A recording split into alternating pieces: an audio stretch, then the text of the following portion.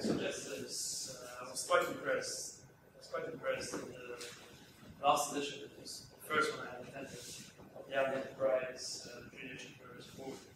I don't know if there's anyone from JE here, but what I really noticed is that most of the projects is basically it's an annual event held over Europe, my understanding is, and there's a local chapter here as well. And basically they invite sixth formers, pre-university students to actually female, create their own business plan, and it's a subject, and then they're judged.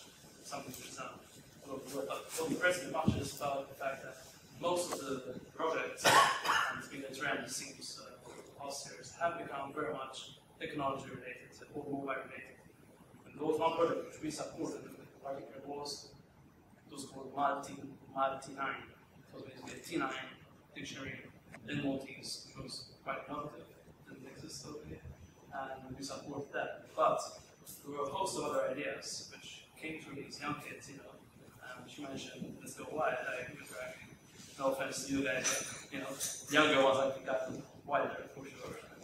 And my suggestion here would be definitely let's get these kids in and let's see what they have cooked in the past and maybe what their ideas are now that they have developed even further. Why not set up a small fund, like together Malta,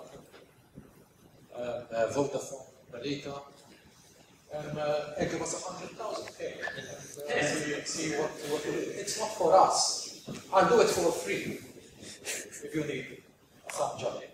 So let's bring some good back.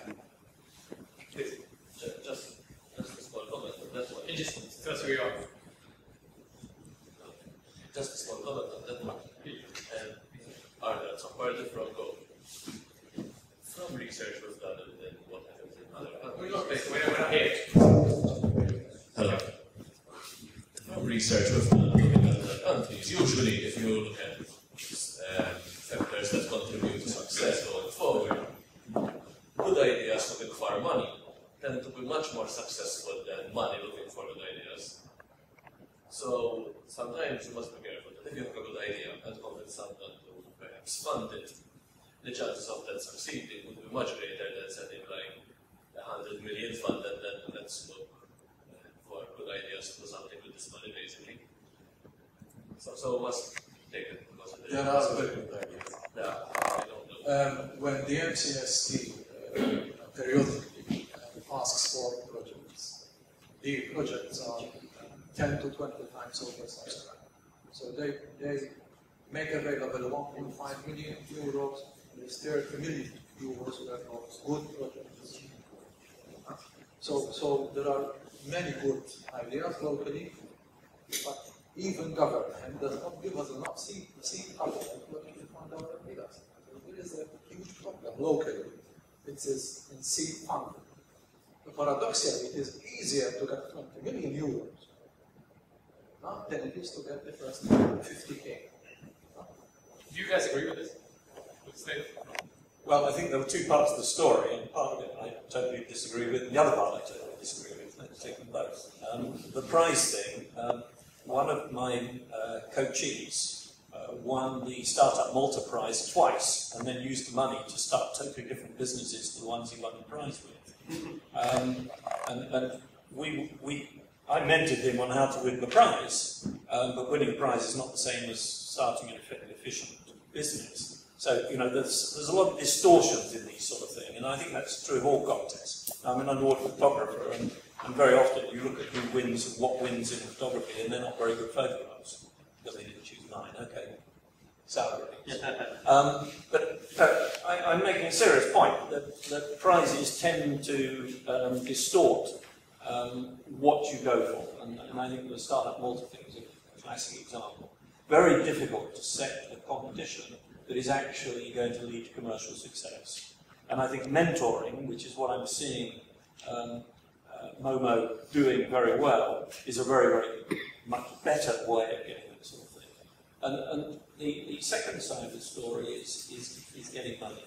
I really do believe, and a lot of the examples that were given by the two gentlemen in their speeches were grassroots ideas These are people who are so close to the problem, like the two guys getting ripped off in the tuk-tuk, that they can't avoid building a customer-driven solution.